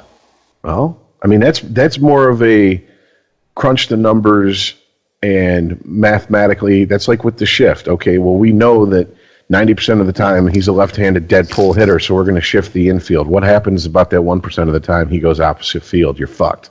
You're playing the odds. Well, I think Moneyball has proven it can get you there, but it can't go all the way. It can get you there, but it can't get you over the hump. Yeah, how many times did the A's make the playoffs and lose? A lot. Yeah. In fact, that was Houston Street that gave up the walk-off home run to Maglio Ordonez, and he was pitching for the Oakland A's in 2006. He sure was. But hey, we've been in Detroit for a minute with the NFL. Let's hit the bullet points of this weekend or last weekend or both real quick before we get on to the picks here. We got a quarterback controversy in LA already. How is that a controversy? It's not. I can't even begin to see where he buckled. Jeff Fisher buckled. Is he shutting the fans up? Is he like, here? No. I don't think he has the call. I think this came from higher up. But they won this weekend. I don't understand. I honestly think somebody in the higher office said, dude, we drafted this man first round, first pick, get him in the game. Carson Wentz went second, and he's doing okay in Philly. We got to do something. Our fans want this. Do it. But make a change after a loss. Hey, I'm with you. I just don't think this is Jeff Fisher's call. I think he had to have buckled to higher ups. I don't see Jeff Fisher pulling Case Keenum and putting in Jared Goff. I can't see it. I think if the front office, the Rams front office, had told Fisher, or if it had gotten leaked from the front office that this was his last year, he'd have told him "fuck you" and he'd have played who he wanted. I think he thinks he has job security if he placates the front office, and so that's why the number 1 overall pick's going in next week. That's what I think. You're talking about quarterbacks. You have Romo come out and endorse Dak as their starting QB. Romo, really? They're 8-1. What are you going to say? What can you say in that position? If you say anything else but what he said, you're an asshole. Well, we'll get to the Romo thing, but I agree with you, Earl. I think the front office was like, excuse me, you're our head coach. You will play the number 1 overall pick because right now you have job security. If you don't listen to us, you will be looking for another job next year. I don't even think that's a conspiracy theory. That happens all the time. You can just look at Jerry Jones to see it happening all the time. Yeah, Uncle Jerry, who sure changed his tune. Once the Cowboys were they were 6-1 at the bye. Yeah, that LA just pressured him enough to say, we're putting in the number 1 pick. We spent all this money on him. Do your job as a coach. Coach him up to the best you can be this season. It's already a wash this season. Put him in there. Get him some game time experience. We'll go from there. Or maybe front office has been busting his balls, and he's like, fine, here you go. You'll shit the bed, and then I'll go back to Case Keenum. That could be going on, too. Everybody's seen what Jared Goff's capable of, and it's not much. It really isn't.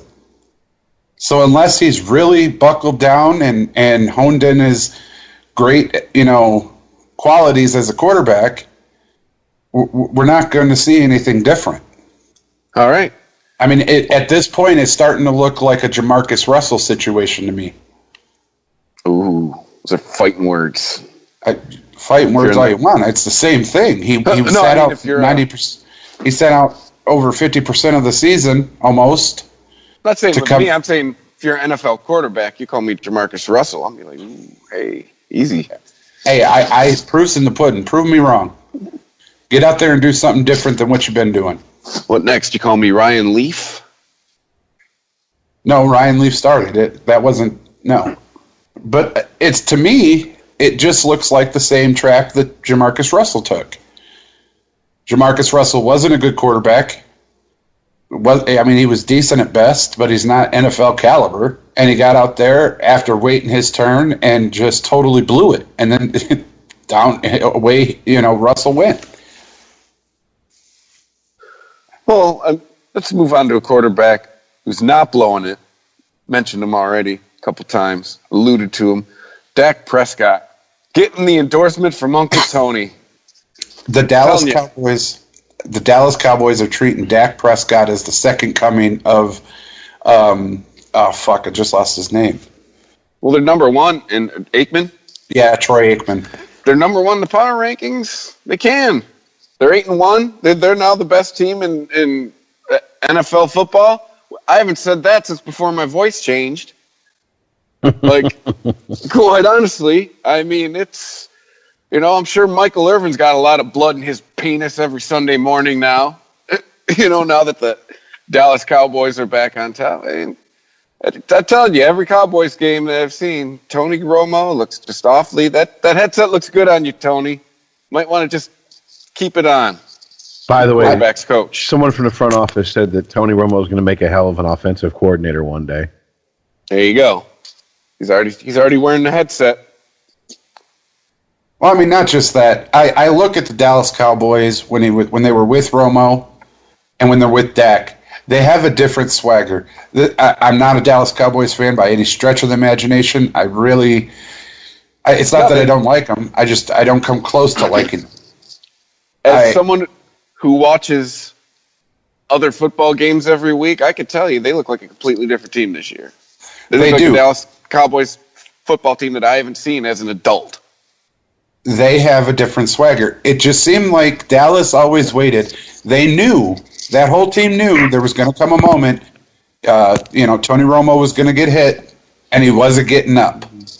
Their backup was coming in, and there went the freaking game. With Dak, it looks like they're rallied. Their morale is rallied. And they're pumped, and they're like, okay, I'm going to take this hit, and it's going to mean something because I'm going to win this game at the end of it. I'm going to be pulled ahead, and my leader back there is going to do what's right by us. And Jason Witten, as old as he is running faster, harder, hitting, jumping. He's having a renaissance year. And it just looks like the morale has been rallied around Dak because he is a good leader. He is a good quarterback. He does make smart decisions. And it really looked like you said, it was a different team because they know now that he's going to take a hit. If he takes a hit, he'll get back up. And it only piss him off. And while we're talking about the Cowboys, Zeke, man. Oh, man. That guy, that guy looks like he could. Am I throwing out Hall of Fame too quickly? Just with the ability you see in that guy every week? A little too quick for the Hall of Fame, but he has definitely proven his worth. We were talking about Jared Goff in the pick status of the draft. Zeke proved that he should have been number one, hands down. Thus far. I mean, but they got Gurley. They don't need another running back. Todd Gurley's in Rams. Yeah. And they picked Goff this year. If they picked Zeke this year, yeah, but I know. But you said that Ezekiel Elliott's proving that he should have went number one overall. Number one overall would have been to the Rams. Why would the Rams have Gurley and Zeke on the same fucking team? Trade could have been made. I'm just saying. Yeah, because then you trade one of them away. But I mean, dude, like Ezekiel Elliott. I mean, is there anyone else? Is there anyone else in the conversation for Rookie of the Year? Maybe Dak. But is there? Is there anyone else? Is there anyone else not wearing a Dallas Cowboys uniform in the conversation for Rookie of the Year? No, I don't think so. No, and to be honest with you, Dak is winning, but he ain't putting up them numbers like Elliott is. Oh, I am a fantasy owner. Oh, he is putting up the numbers. Who, Dak or Zeke? Zeke. I was going to say, yeah, man. I mean, dude, it's like if you look at the top passer. I rolled the dice and I drafted him first, man. If you look at the top passer, top running back, top wide receiver, it goes Matty Ice, Ezekiel Elliott, Julio Jones. And Matty Ice and Julio Jones, that's a third of Matty Ice's yards to Julio Jones. And Ezekiel Elliott has more yards on the ground than Julio Jones has in the air. So, I mean, it's freak. That's all you can really say. That's all you can really say. And I think, once again, Earl, iced it, baby. He's kind of lucky that this is the year that quarterbacks are getting lit the fuck up like Christmas trees, because if this was an air game league like it's been for, the last decade plus, the quarterback era, he might not be getting as many attempts as he's getting. It's not so much the attempts that he's getting, it's what he does when he gets the attempts. Yeah, Dude, I mean, just look at the end of that game. Yeah. Oh my God, that game was sick. Now, that hands down best game I've watched personally this season, like that I've watched. Yeah.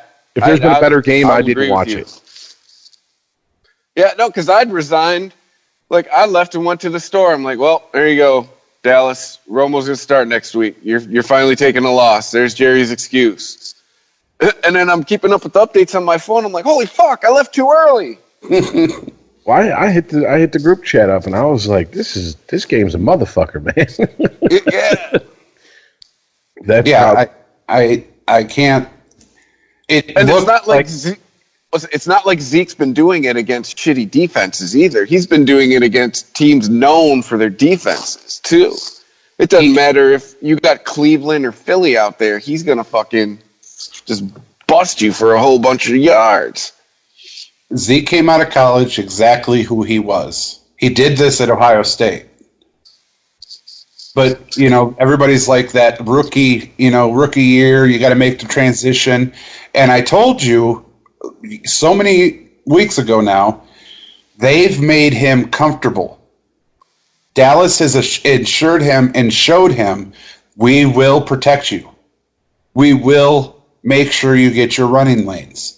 And it goes back to that confidence level and this frame of mind that if he's got that in his head, I'm okay. I'm going to be okay. I'm going to take this ball and I'm going to run and my teammates are going to do what they're supposed to and I'm going to make it out the end of this without injury.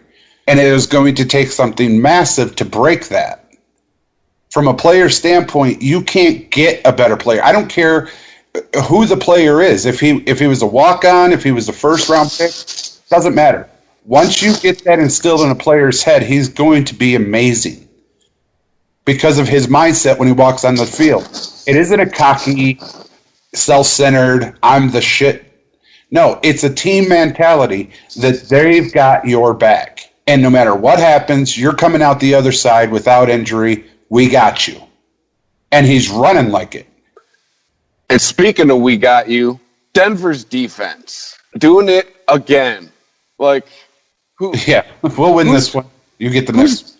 Who's Denver's defensive coordinator? Wilson. What's his name? He went down. He got hit and went to the hospital. Phillips. That's it. Wade Phillips. Yeah, because you got Gary Kubiak's coach, Wade Phillips. Yeah, remember the Wade Phillips era in Dallas didn't work out so well, but apparently hell of a defensive coordinator. No, he isn't. Look at the defense that Broncos have. That team is littered with all-stars. Yeah, but I mean, you got to control those egos.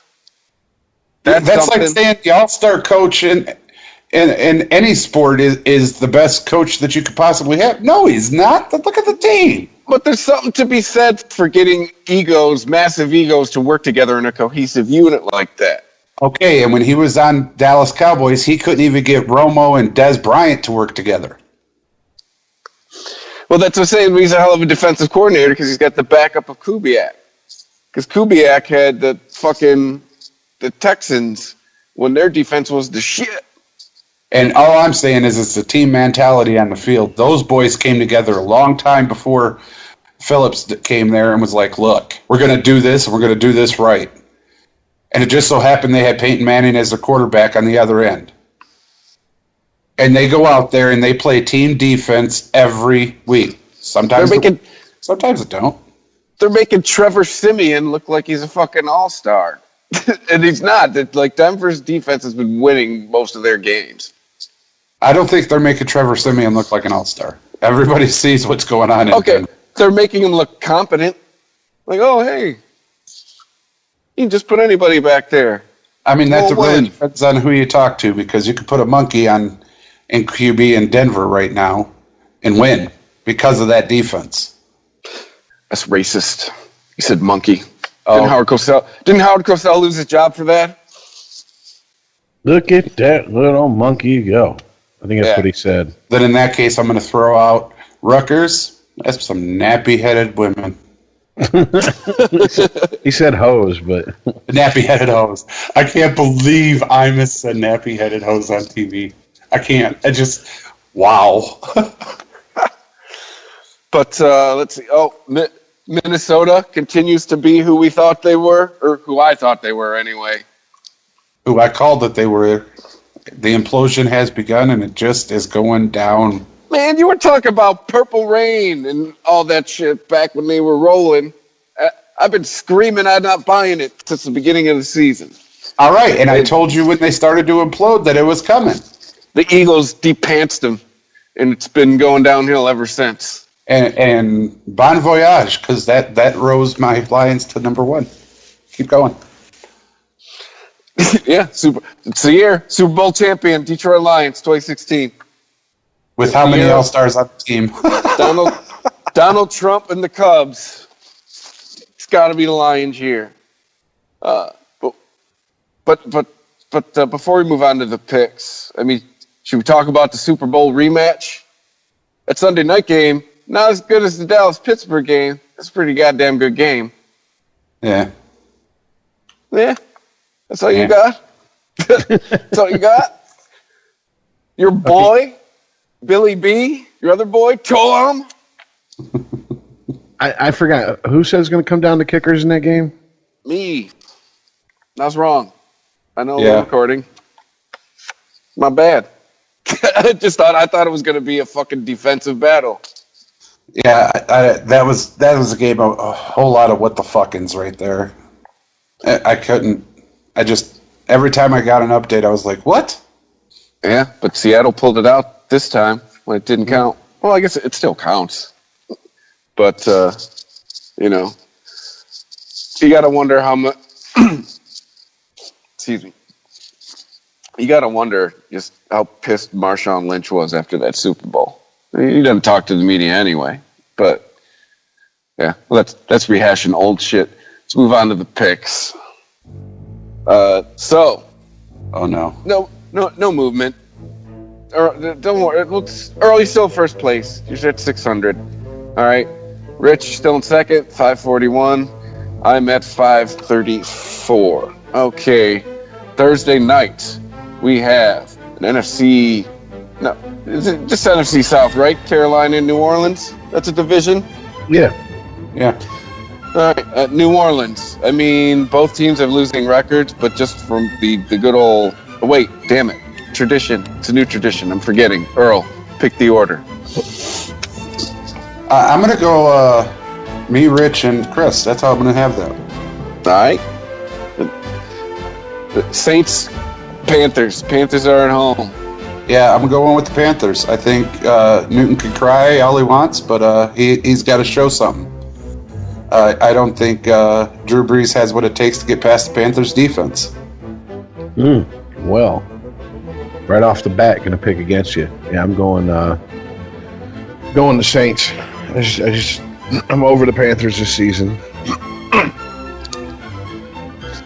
Yeah, going with the eyeball test. The Saints playing better football than the Panthers. You got Brandon Cooks going deep for a score each game. When Cooks isn't getting the ball, Willie Snead is. Ingram is finally being the player who he was supposed to have been for like the last 5 years. I'm picking the Saints. Ingram ain't going to make a dent in that Panthers defense, guys. I'm telling you. I don't see the same Panthers defense I saw last year. That's part of it's gone. You know, you got Josh Norman on the Washington Redskins, and I mean, you know, things happen, but they're still a good team. They're still a great defense. Saints, not so much.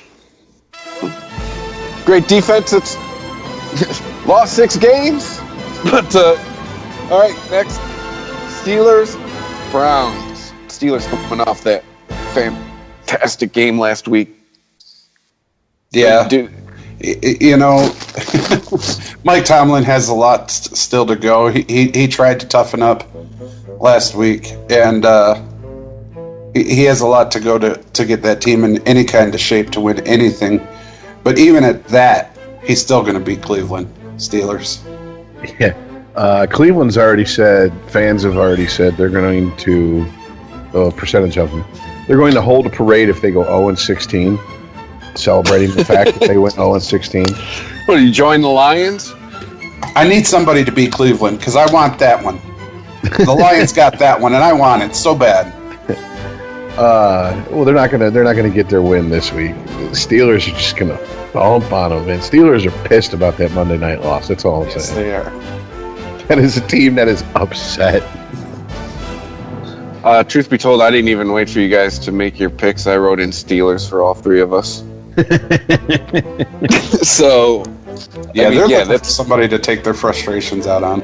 It's going to be fucking ugly on Sunday. They're coming off that bad beat to the Cowboys. It's going to be fucking ugly in Cleveland on Sunday. And it's not going to be just the women. All right? Moving on. Ravens heading into the Jerry Dome. Taking on the Cowboys. Yeah, this is actually going to be a good game. And it's unfortunate because the Ravens were trying to come out of the cellar. They were trying to put together, you know, a kind of a good season. I mean, they're really trying. It ain't going to happen against the Cowboys. That's where the buck stops. Going Cowboys. Yeah. Ravens have always kind of been my unofficial AFC team. So I've had a soft spot for them. And if you really think back with the picks this season, I picked them when I really should have picked against them. There's no way in hell I'm picking the Ravens on this game. It's the Cowboys. I will say it will be interesting if Prescott, now that he's been anointed by Romo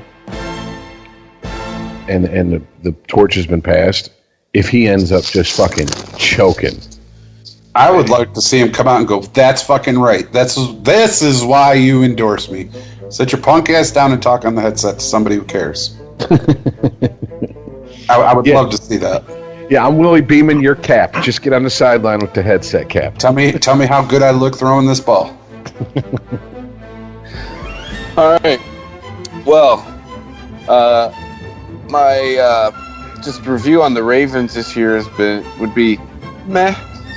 I am an owner of the Baltimore Ravens defense in my fantasy football league, and they've been kind of whooping ass about the last month. I think this game is going to be. We just sucked his dick for a good 5 minutes, but I think this game's going to be a test for Zeke. if he comes out of the other end of this game with, huge stats, I think it's going to legitimize him. Going with the Cowboys, though. I just talked all that shit about the Ravens defense, but, if they stop Zeke on the ground, I mean, Dak's been connecting with Dez. He's been connecting with Cole Beasley. Witten, all of a sudden, having a year like 5 years ago. Going with the Cowboys. Next up, the home game. Jacksonville heading into Ford Field to face the Detroit Lions. Anybody? First place, Detroit Lions. Anybody? Bueller? Unfortunately, I've said it before, I'll say it again. Jacksonville has a lot of talent.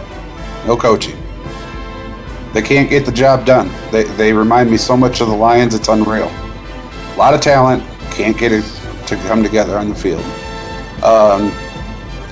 I'm hoping we don't need a Stafford rescue in the fourth quarter, but we might. And he's proven it time and again. He'll be there. So, Lions. Yeah. Even though the Lions backed up ass first in the first place in traditional Lions style, I can't pick against them in this game. Jacksonville is just... it goes Dolphins, Tampa Bay, and the other team in Florida. And, so give me the Lions. Yeah, Jacksonville last year showed signs of cohesiveness, but this year, they're back to being what they're supposed to be, picking the Lions. Next up, Titans at the Colts. Titans are 5-5, Colts are 4-5, surprisingly, after their really shitty start. This is the game that when I was in Tennessee, I was 100% what the fuckins.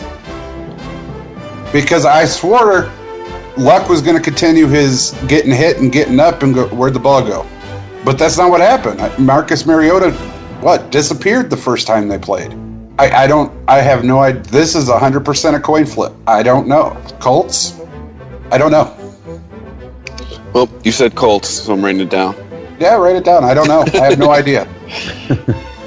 Okay. I have had an abusive relationship with the Colts all season long. They've hit me. They've belittled me in public. They don't like my mother. They're just a horrible, horrible person to be in a relationship with. Here's the deal. It would be a coin flip, except for I just can't. I can't pick the Colts, but I can't not pick the Colts. So, all right, Earl, what are you picking? I'm going to say this. I'm doing this for our listeners. If you're near some place where you can bet money on a sports book, because I'm not picking the Colts, put money on the Colts. Because I just guaranteed a Colts victory. Because they do the exact opposite of whatever I pick. And I can't pick them to tie, even though that they should be they should be on the table after the season we've had so far. Just saying. Sounded like me in Pennsylvania. Dude, we all got our problem children this year. It's the Jets, the Colts, and the entire state of Pennsylvania. Well, it's just October. The room really started getting tied together in Tennessee. All right? They've been coming together. Mariota's congealing into a solid NFL quarterback. DeMarco Murray finding his groove and picking the Titans. You do know the Titans lost to the Colts when they were at Tennessee, right? Yeah. And now they're in Indy. I'm aware. Okie dokie. Hey, remember your reaction last week when I said Iowa? You went, really?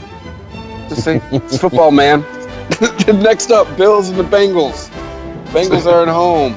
Bengals, one of the teams of having the dubious distinction of having a -1 after their record. They got 3 columns. The Bengals is my Jets. The Bengals is my Colts for you guys. I want to pick them. I want to say they're good. I want to say they have a team. I want to say there's talent and it's coached right. I want to say all that. But week after week, it keeps proving me wrong. And I'm like, what the hell's going on? I think the Bills have become much stronger. more organized as the weeks went on. I got to go with the Bills. I don't know what's happening in Cincinnati. I'm sorry, you broke up. I said I got to go with the Bills because I don't know what happens in Cincinnati. I can't. Yeah, Cincinnati's left me underwhelmed all year long. And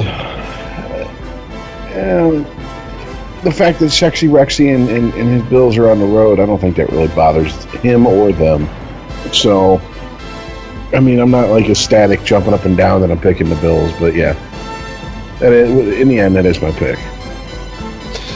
I'm going with the Bengals. Uh-oh. It's just the Bills have no receiving core. They're on like guys you've never heard of. All right, and Shady McCoy, his health and his performance have been spotty. Going with the Bengals. They got AJ Green. They got that's what I kept saying. They got a nice dual back attack going with Bernard and Hill. I like Cincinnati's chances of winning this game more than I like Buffalo's chances of winning this game. So I'm picking the Bengals. Next up, sorry, Rich. Buccaneers heading into Arrowhead Stadium, taking on the Chiefs. Ooh. Yeah, no. Well, no. Chiefs. That's it? I got no. That's it? No, you're not gonna give me a reason why? I just don't think Jameis Winston's gonna be able to beat the corners of the Chiefs. I don't think the line for the Buccaneers is gonna hold Dontari Poe and that defensive line. Basically, defense. Chiefs got it, and Tampa can't stop it.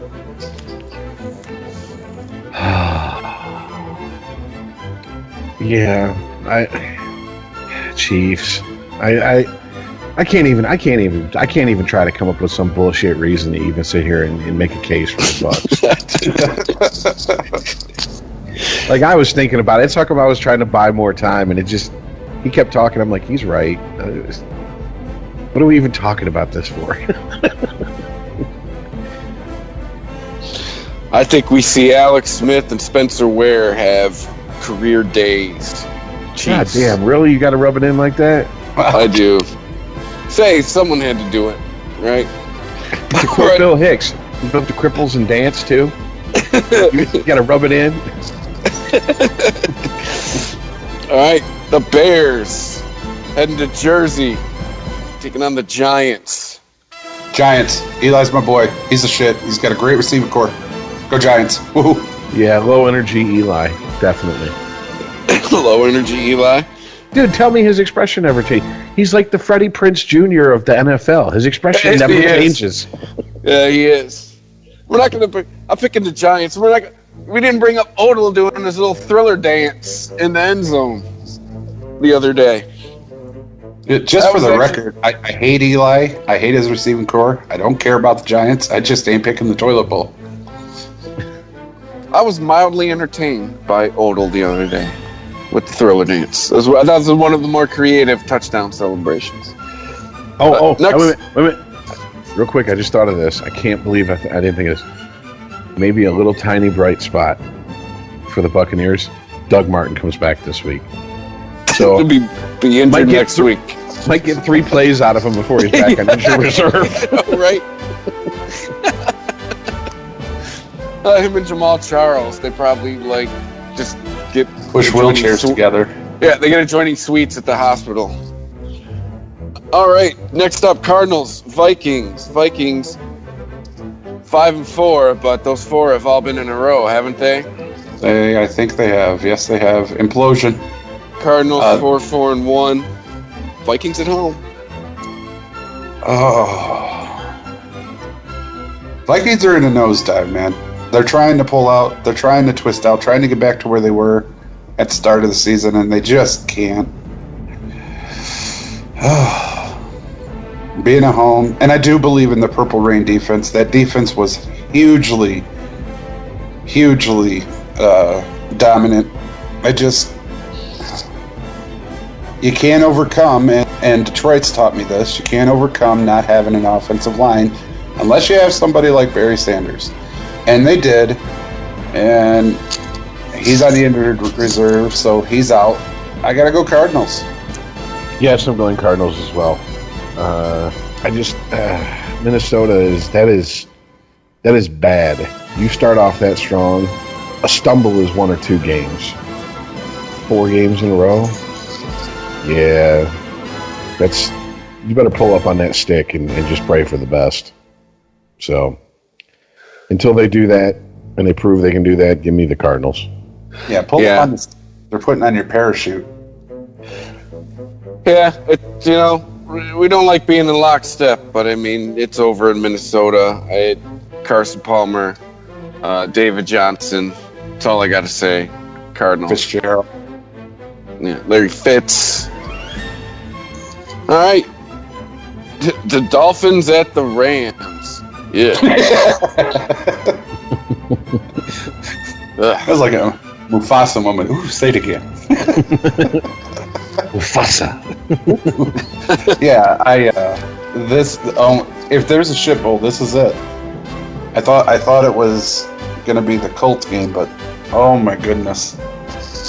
Oh, I've talked down about them, and I'm gonna talk down about them, but this is open season for Cameron Wake and Ndamukong Suh.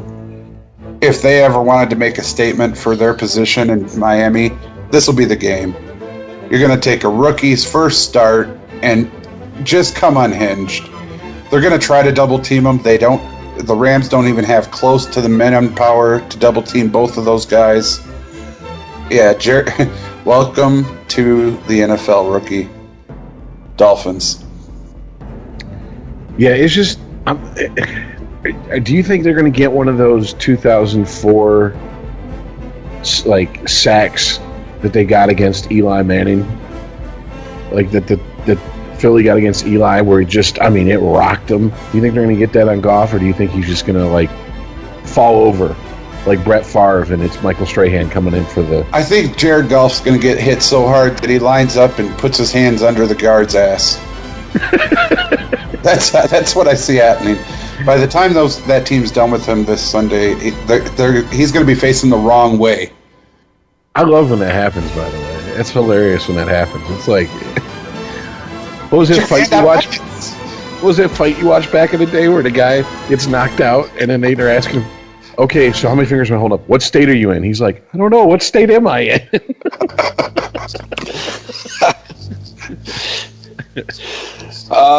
Everything you guys said, Dolphins.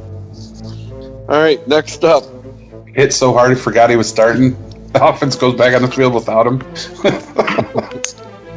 Next up, one of the longer road games you can have in the NFL. The Patriots heading to San Francisco to face 49ers. Are you kidding me? It's on the list, I have to ask. Their logo has the American flag. This game's over before it starts. Oh, Jesus. All right. Captain America. I'm going to make fun of him until he does something. I'm just saying. All right, well, anyways, yeah, Pats. Yeah, this is another one I pre-wrote all of our responses before we gave them. And all fun games aside with the kneeling and everything, can it not make more sense to go with the Pats here? Chip Kelly has no idea what he's doing in San Francisco. I'm not going to debate whether he's a good coach or not. Can he do it or not? Can he do it with a different team? I don't care. In San Francisco, he has no idea what the fuck he's doing. Period. I don't think he has any idea what he's doing in the pros. All right. Tom Brady, he's going to throw a touchdown, scream America while he does it. He's going to wear an American flag as a cape. America! They're going to ask him if he voted for Trump, and he's going to say, my wife ordered me not to talk about that. Yeah. All right, thank you. Eagles at the Seahawks next, guys. Oh, shit. I'm going to go Seahawks, and everybody else pick against me because I can't pick Pittsburgh. I can't pick Pennsylvania, period. So I'm going to go Seahawks. It makes sense. They got the better defense. Their offense is straightening up a bit. Russell Wilson's trying to get back on track. It's going to be a good game. Both got great defense, decent offenses. They're at home. The 12th man's on the field. Seahawks. But I can't pick fucking Pennsylvania, so whatever. I'm going Seahawks, but I sorry, dude. I can't let your inability to pick the state of Pennsylvania fuck with my picks. And my reason is because that defense is starting to get that chip on their shoulder. And that defense loves having that chip on their shoulder. So, yeah. That right there, bad news for the Eagles. That's just not good for them. So, Seahawks. Now, at this time, this is going to be battle of the kickers. Like, the Phillies defense is, my opinion, now that we've seen a little bit more out of Carson Wentz, has been propping that guy up. That and Phillies running backs. Phillies defense is just beastly this year, but the Seahawks defense has just been what they've always been. But in the end, I think Russell Wilson's going to be like, hey, nice mustache, Rook, and Seahawks are going to win this game. Next up, Sunday night matchup. Can they reschedule this? Or do they not want the Seahawks to have the night game 2 weeks in a row? Packers at the Seahawks. Packers at the Redskins. Yes. Redskins have the better record in this game. Yeah, because we haven't even talked about the Packers lately. We talked about them a little bit last week, but what the hell?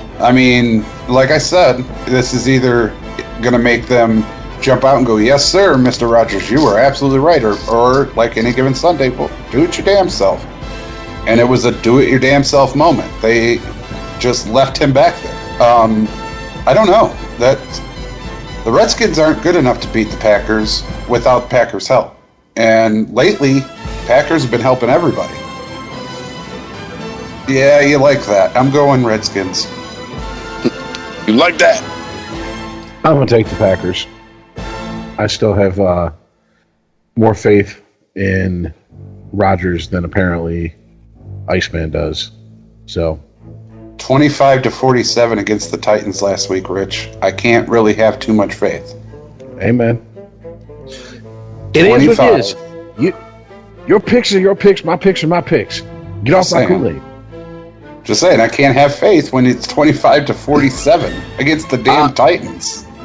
But that's the part because Murray went off, and that's where I'm coming in with my picks. Is the problem with the Pack this year is for some reason they all of a sudden can't stop the run. You used to be able not to be able to run the ball against the Pack. This year you can run the fuck out of the ball against the Packers. That being said, Redskins running game blows. All right, Redskins have been getting it done in the air, going with the Pack. I just find it funny that the Packers came out with that commercial. Nobody comes in this house without paying a price. Not here, not ever. And well, costs money to get into Lambeau. They don't let you in free. What's the price of admission? They drop their drawers and get a BJ? I don't. All right. The Monday night game. Does Donald Trump know about this? Because it's in Mexico. Technically, the Raiders are the home team. Shouldn't the Texans be the home team? They're closer. But yeah, hey, Texans, remember the Raiders. Yeah, Texans, Raiders. There's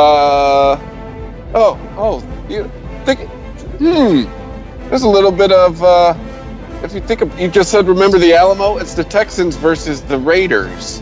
I know. Think about that one. And it's in Mexico. That's some racist scheduling, NFL.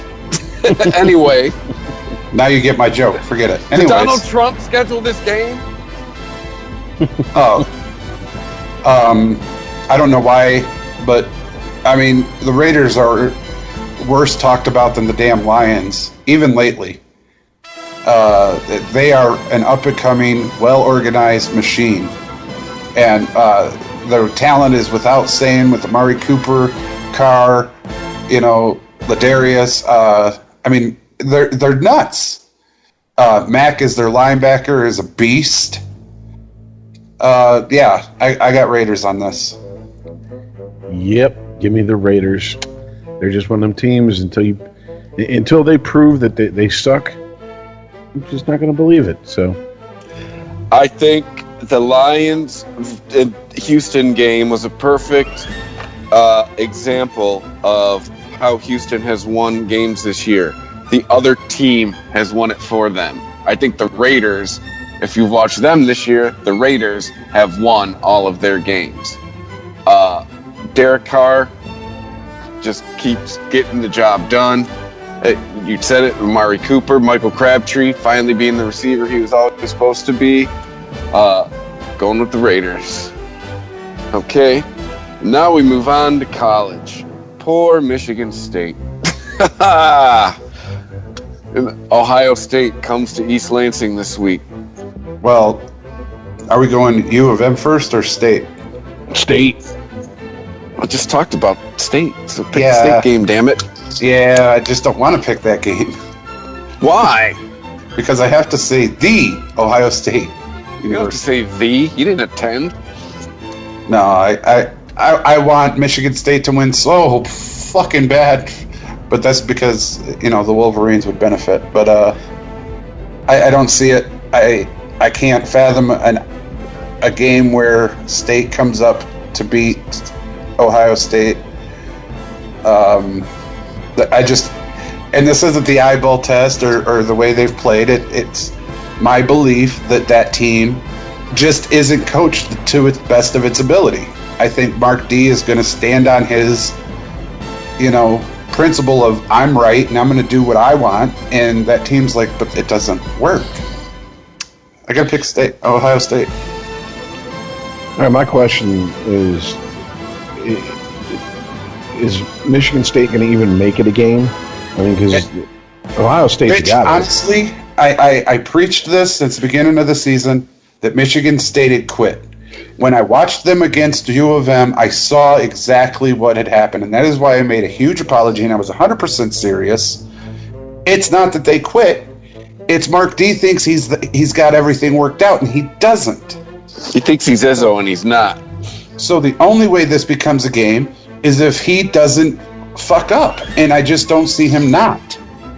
I think he's figured out a way to win every game, and when it doesn't go his way, he goes, well, oh well. Well, I mean, if his attitude is there's always next season, sure hope he has job security for next season. But yeah, Ohio State. Same here. It's not even a question. By the way, my wife's got 3 degrees from them. She doesn't even say the. So just putting that out there, Earl. So, I mean, Indiana comes into Michigan. This is where I regret going first and waiting for Chris to tell me it's a trap game or not. How many trap games can you have in a season? It's like falling for a trans. What is it? What's the proper word? Are you trying to be PC on this show? Transsexual? Are you serious? I don't fucking know. Woman with a penis. Ain't no tranny ever done to me. But yeah, I mean, if you accidentally fuck a transgender, vestite, sexual, whatever the fuck it's called, once, you get a pass. If you do it twice, that's called you went back for seconds. Okay, so there ain't no second trap game in the season. It's just they are not who we thought they were if they lose this game. Yeah, I'm going to go Michigan. I'm not going to waver because of one game. That's all I can tell. Shit happens. Yes, as Jesus and Khaki said, losing is part of this. We won't make a habit of it. And I believe him. So, yep, I'm going to go ahead and pick Michigan. It's a trap game. Now get the fuck out of here, dude. They're lost at the last second and they're pissed. Michigan. Okay, so that will wrap it up for this week. Can we all agree that this last weekend was a great weekend for football? All of football, yeah. Yep. Yeah, I mean, it was one of those football weekends where it's like it's one of the weekends you think about in like mid-June. You're like, oh man, it's going to be football soon. And we got it. And God damn it. I mean, we got 2 college games left. And then bowl season starts. And then, I mean, think about it, guys. I mean, we're already coming into week 11 here in the NFL. We got more of it behind us than we do in front of us. We'll be talking football playoffs soon. But, yeah. Last week it was full of what the fuckins. And when I say that, what I'm saying is every game I'm looking at going, what the fuck? Oh, what the fuck? Then I change the channel. What the fuck? Yeah, but those are great weekends, man. I'm telling you, this is what we think about those few days after the All-Star game when there's nothing going on, not even Wimbledon. All right? These are the weekends we're thinking about. Okay? Thanks to everybody who's listened, who's downloaded, who's shared it with a friend. You can follow at Sporgy Podcast on Twitter. Email sporgy@christophermedia.net. On the Instagram at sporgy_podcast. With that being said, guys, go Lions, Super Bowl champions 2016. We'll see you next week. All right, later, guys. Take care. Remember, Iceman makes all the good picks. If you enjoy this show and want more people to know about it, head on over to iTunes, leave a comment, and rate it 5 stars. Make sure you like and share us on Facebook, and don't forget to follow us on Twitter. Just search for Christopher Media. Thank you in advance for supporting Christopher Media by clicking on the PayPal button and by clicking through to all the sponsors who support ChristopherMedia.net. Most importantly, we would like to take the time to extend an extra special thanks to you. Christopher Media could not exist without your support. Thank you for visiting ChristopherMedia.net, and thank you for listening. Christopher Media. Let's make some noise. Thank you for visiting ChristopherMedia.net.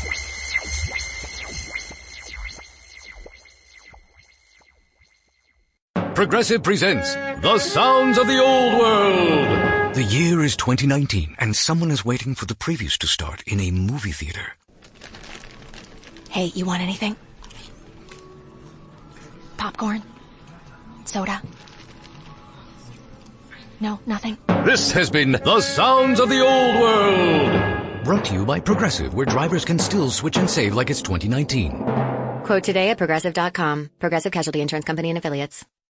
If you look around, you'll see the world can be pretty smart. Okay, very smart. At Capella University, we think education should be smart too. That's why we're reshaping online learning with our FlexPath format. You can set your own deadlines, take classes at your own pace, even leverage your previous experience to move faster. So when it comes to earning your bachelor's degree, you know what kind of choice to make. A smart one. Visit capella.edu to learn more. Capella University. Don't just learn, learn smarter.